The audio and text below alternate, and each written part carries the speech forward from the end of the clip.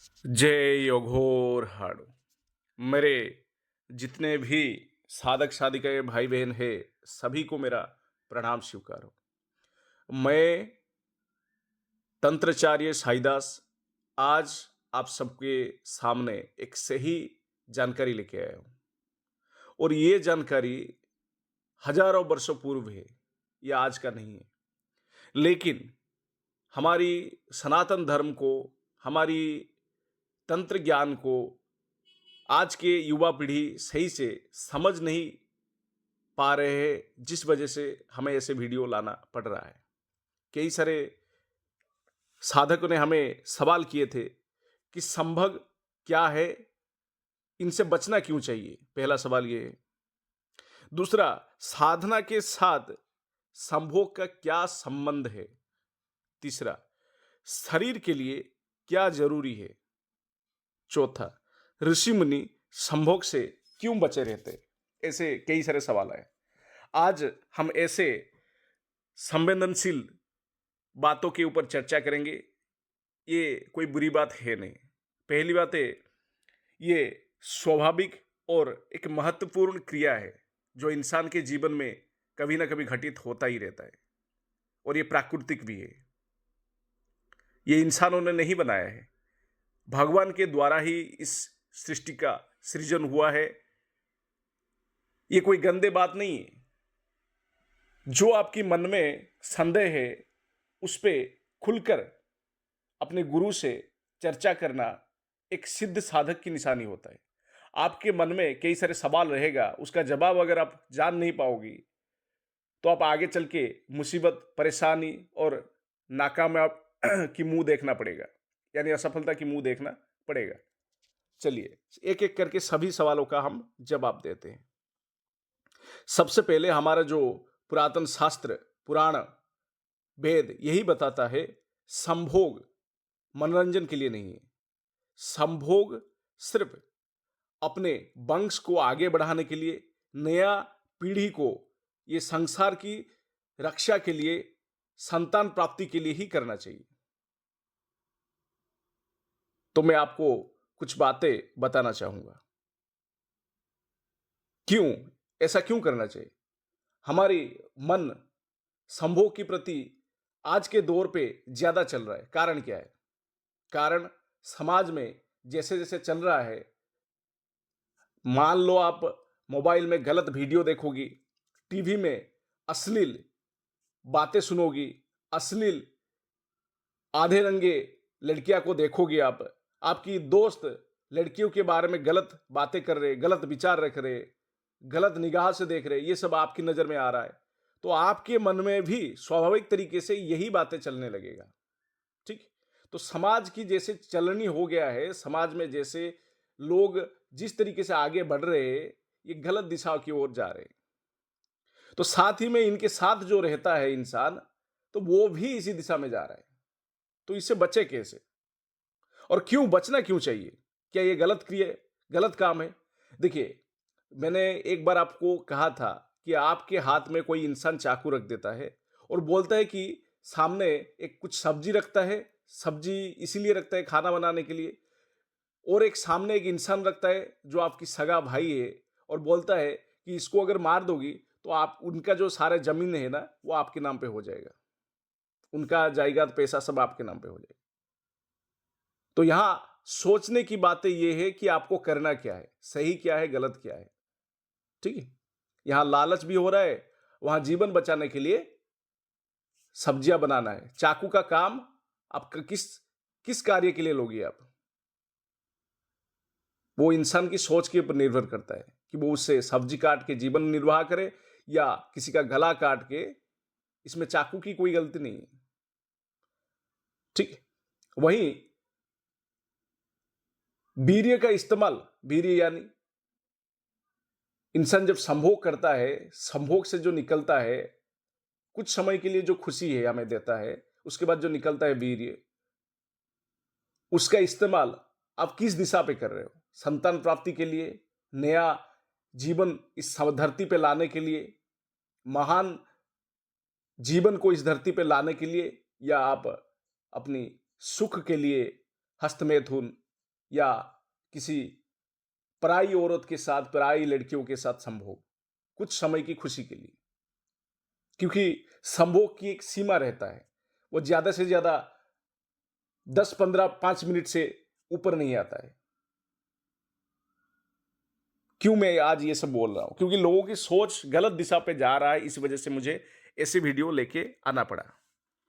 बातों को गौर से सोचिएगा, मैं जो कह रहा हूं। पहले जो शास्त्र के नियम के हिसाब से संभोग सिर्फ संतान प्राप्ति के लिए किया जाता था, और वो भी कुछ खास दिनों पे ही किया जाता था। ऐसा नहीं कि हर रोज किया जाता था।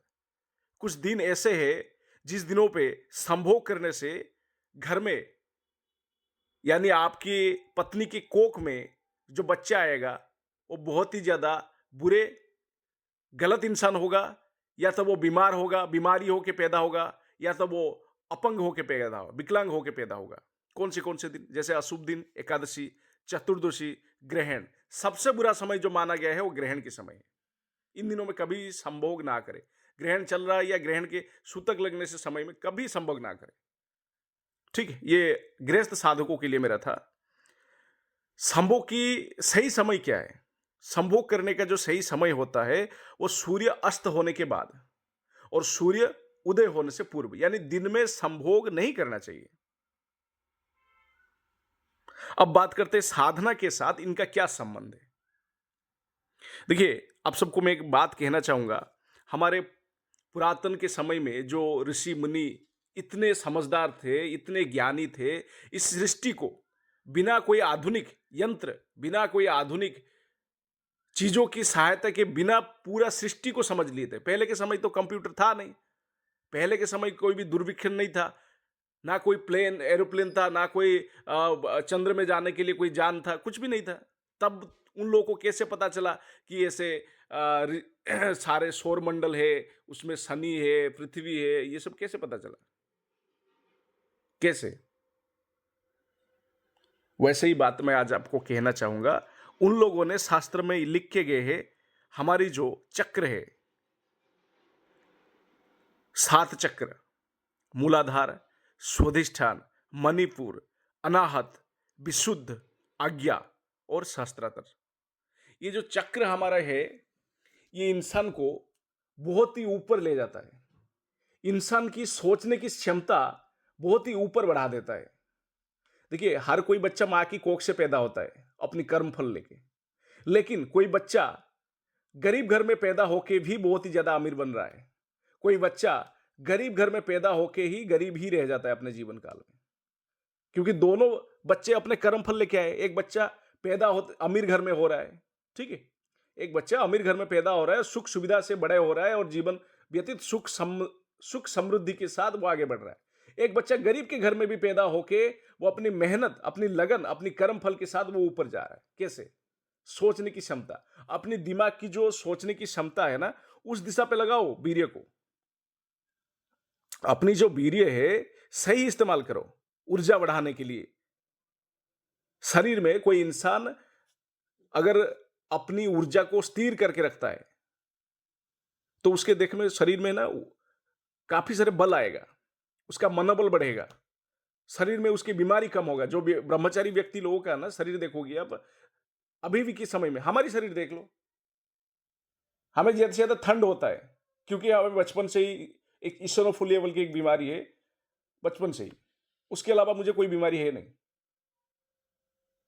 हम कैसे बिना संभोग के रह लेते हैं?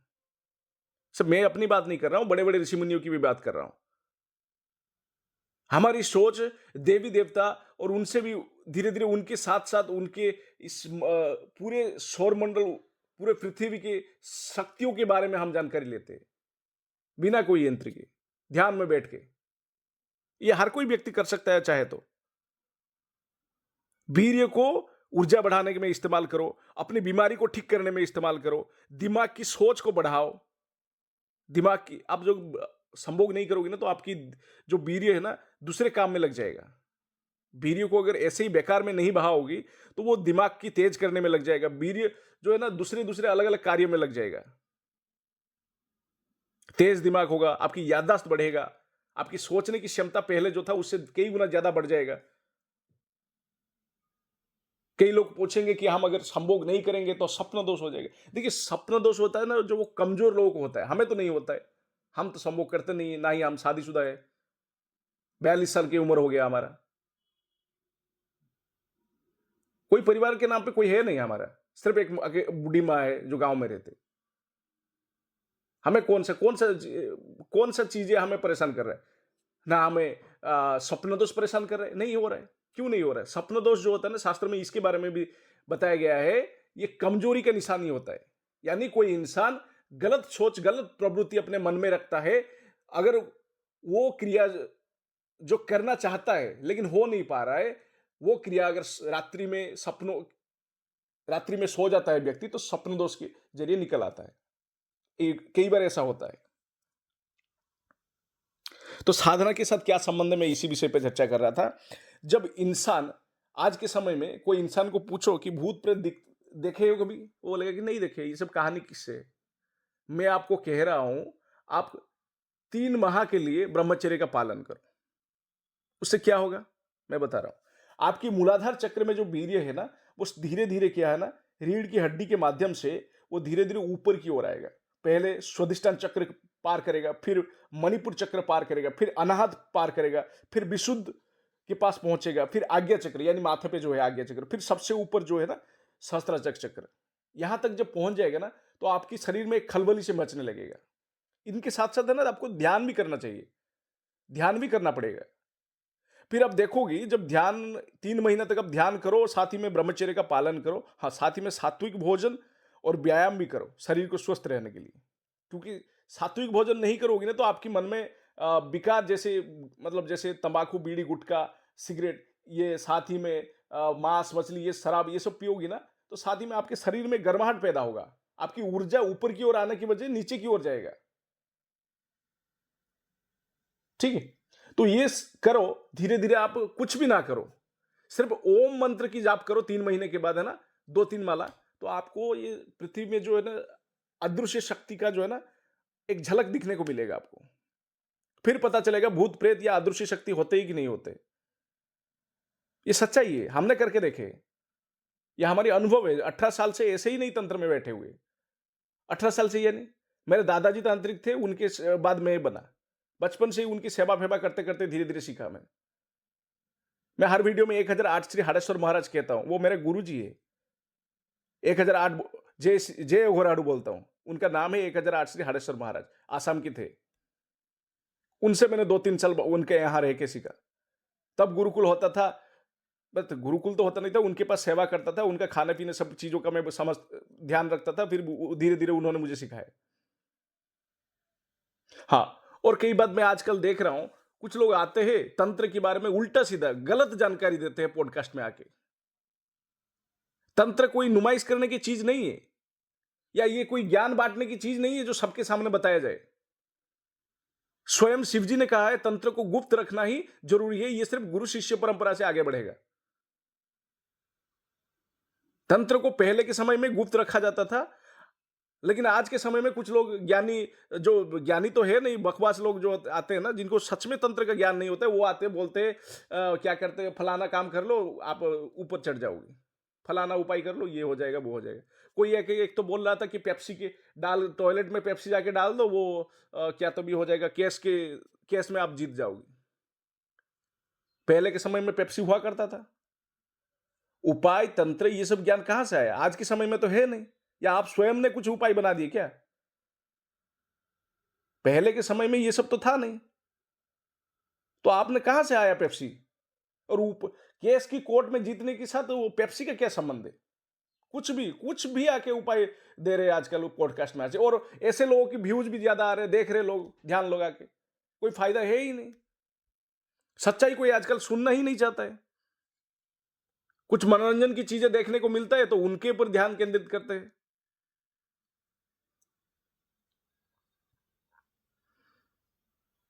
तो आप सही ज्ञान जानो, सही ज्ञान जानो, सही ज्ञान को सीखो, क्या है क्या नहीं है।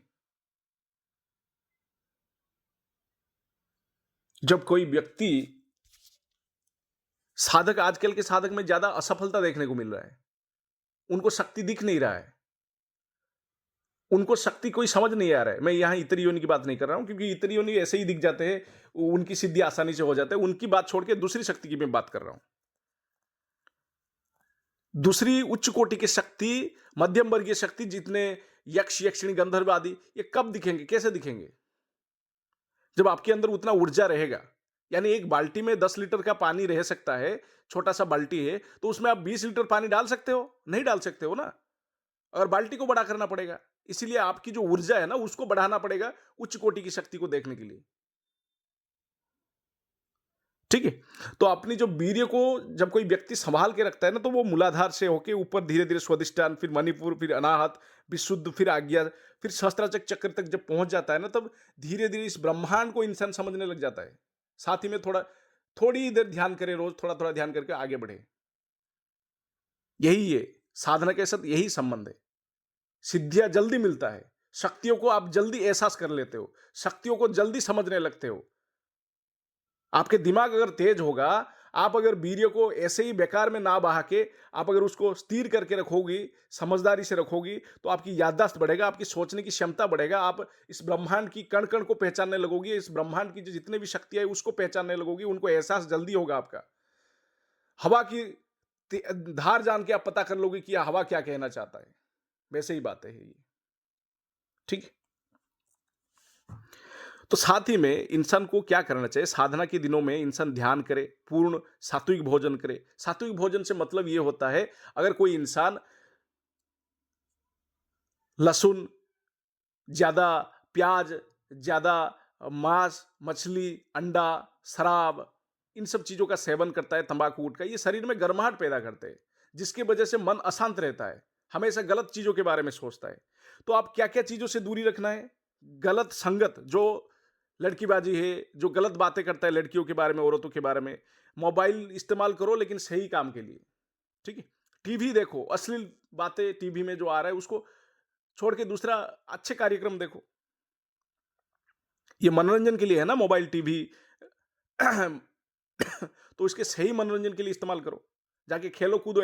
खेलने से आपकी आजकल की जो खेल है तो बहुत ज्यादा मोबाइल का आ चुका है। उससे ज्यादा आप पार्क में जाओ या कहीं जाके दौड़ लगाओ, जिससे एक्सरसाइज होगा, व्यायाम होगा, आपका शरीर में ऊर्जा के साथ साथ शरीर में बल भी आएगा।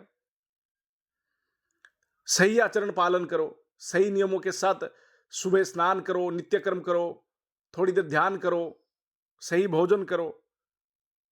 ठीक है? देखोगे आप कुछ ही दिनों के बारे में आप प्रकृति को समझने लगोगे, फिर साधना में बैठोगे, आसानी से 1-2 दिन में सिद्धि मिल जाएगा। कोई भी साधना में बैठो। हाँ, और मैं एक बात बताता, स्वप्न दोष क्यों होता है? क्यों मतलब होता है लोगों को? देखिए, स्वप्न दोष हर किसी को नहीं होता है। जो कमजोर होते हैं ना, जो ऐसे दिन में मोबाइल में गलत चीजें देखते हैं, टीवी देखते हैं, और उनकी वीर्य अगर नहीं निकल पाता है, गलत सोच रखते हैं मन में, तो रात में सोते वक्त है ना, वो खुद ब खुद निकल जाता है वीर्य। इन सब चीजों से बचे आप। तो दूसरा सवाल जो था, शरीर के लिए क्या जरूरी है? देखिए, शरीर के लिए संभोग भी जरूरी है, और साथ ही में संभोग जरूरी भी नहीं है। यानी पहले के समय में संभोग शादी के बाद किया जाता था। शादी कब किया जाता था? जब एक उम्र हो जाता था, कम से कम 17-18 साल की लड़का हो जाता था। पहले की बात कर रहा हूं, अब तो 20-25 30 साल में शादियां कर रहे, लेकिन 30 साल में शादियां कर रहे, लेकिन संभोग 12-13-14 साल से कर रहे लड़के आज के समाज में। ये गलत बात है। आप अपने वीर्य को उस स्तर तक लेके जाओ जहां आप सोचने की क्षमता बढ़ चुका है, फिर जाके आगे आप किसी लड़की से शादी करो, फिर गृहस्थी बनाओ, फिर अपने बच्चों पैदा के लिए संभोग करो। ये होता है सही रास्ता। देखिए, ऐसे लोग हैं ना, बीमार नहीं पड़ेंगे। वरना आजकल की जो नया जो आ रहा है युवा पीढ़ी, उनको 18-20 साल की उम्र में ही उनके बाल झड़ रहा है, उनके बाल सफेद हो रहा है, साथ ही में उनको कमजोरी शरीर में आ रहा है, हजारों तरीके का नया नया बीमारी उनके शरीर में देखने को मिल रहा है, मोटापा तेजी से बढ़ रहा है उनके शरीर में। थोड़ी सी मौसम क्या बदलने लगे, उनको बीमारी लग जाता है। क्यों होता है ये सब? कारण क्या है? कोई इंसान रोज थोड़ा वो समय ध्यान करे, कोई इंसान रोज सही समय पे खाना खाए, सात्विक भोजन ग्रहण कर रहा है, दिनचर्या उसका सही है, सब कुछ ठीक है, रोज थोड़ा बहुत एक्सरसाइज भी कर रहा है, ब्रह्मचर्य पालन कर रहा है, तो ऐसे इंसान को बीमार लगा के दिखा दो मुझे, वो इंसान बीमार नहीं पड़ेगा। आखिरी सवाल, क्यों ऋषि मुनि संभोग से बचे रहते थे? क्योंकि उनको सही ज्ञान था, उनको पता था कि हमारी ऊर्जा को ऐसे ही बेकार में नहीं बहाना है हमें। उनका जो वीर्य है, उनके लिए ये ऊर्जा है, और वीर्य सच में ही ऊर्जा है। आप वीर्य को 3 महीने संभाल के रख लो, फिर पता चलेगा आपके शरीर में क्या बदलाव आ रहा है। अगर आपके शरीर में अच्छा बदलाव नहीं आ रहा है वीर्य को रोकने से, आपके शरीर स्वस्थ नहीं हो रहा है, आपकी दिमाग की सोचने की क्षमता नहीं बढ़ रहा है, तो 3 महीने बाद आके मेरे इसी वीडियो के कमेंट के नीचे गाली दे देना मुझे, मैं सुन लूंगा। लेकिन सही रास्ता पे चल के तो देखो एक बार, आपको लाभ मिलता है कि नहीं मिलता है। हाँ, और तंत्र के साथ इनका क्या संबंध मैं बता देता हूं। तंत्र और योग एक सिक्के का 2 पहलू है। आपने सुने होंगे ना, एक सिक्के का हेड होता है, टेल होता है।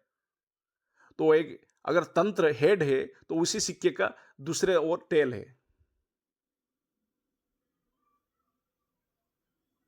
ठीक, एक सिक्के का 2 पहलू जिसको कहते हैं। समय, ध्यान, सही समय पे किया गया उपाय हमेशा कारीगर होता है। सही तरीके से किया गया उपाय हमेशा कारीगर होता है। तंत्र के साथ समय, ध्यान, योग सब जुड़ा हुआ है। लेकिन समझने वाला आज के समय में सही चीजों को समझ नहीं पाते, इसलिए हमेशा उनका नुकसान होता ही है।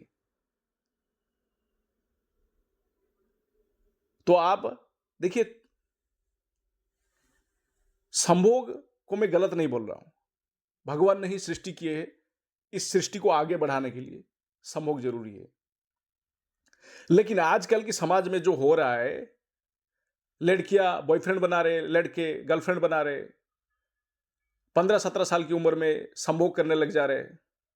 फिर कुछ दिनों के बाद, मैं बता रहा हूं, सुन लीजिएगा ध्यान से, कुछ दिनों के बाद उनका ब्रेकअप हो जा रहा है, फिर दूसरे लड़की पटा रहे हैं लड़का, और लड़की भी दूसरे लड़की की ओर जा रहा है, लिव इन रिलेशनशिप में रह रहे। ये हमारी संस्कृति नहीं है, भारत की संस्कृति तो है ही नहीं। ये पाश्चात्य संस्कृति जो धीरे धीरे हमारे देश में आ रहा है और तेजी से बढ़ रहा है। इससे मन हमेशा अशांत रहेगा, मन शांति नहीं रहेगा। आपके पास पैसा भी होगा, सब कुछ होगा, फिर भी आप अशांत रहेंगे। नशेबाज लोग, जब जितने समय नशा होता है ना उनके शरीर में, उतने समय उनको जन्नत जैसा महसूस होता है, फिर नशा उतरने के बाद जैसे कि वैसे रहता है। इसीलिए मन को शांत रखने के लिए हमारी संस्कृति को, हमारी परंपरा को समझने की जरूरत है। ठीक है, सही रास्ते में आगे बढ़े, संभोग क्रिया क्या है क्या नहीं है इनको समझिए, और जैसे हमने इस वीडियो में सब कुछ कहा, ध्यान से सुनेंगे तो आपको सही समझ में आएगा। आज एक लड़की, काल एक लड़का, कल दूसरी लड़की, इस तरीके से मन हमेशा अशांत ही रहेगा। हमेशा आपको परेशान ही सामने दिखने को मिलेगा, आपकी मन कभी शांत नहीं रहेगा। ठीक, जय योग हो रहा।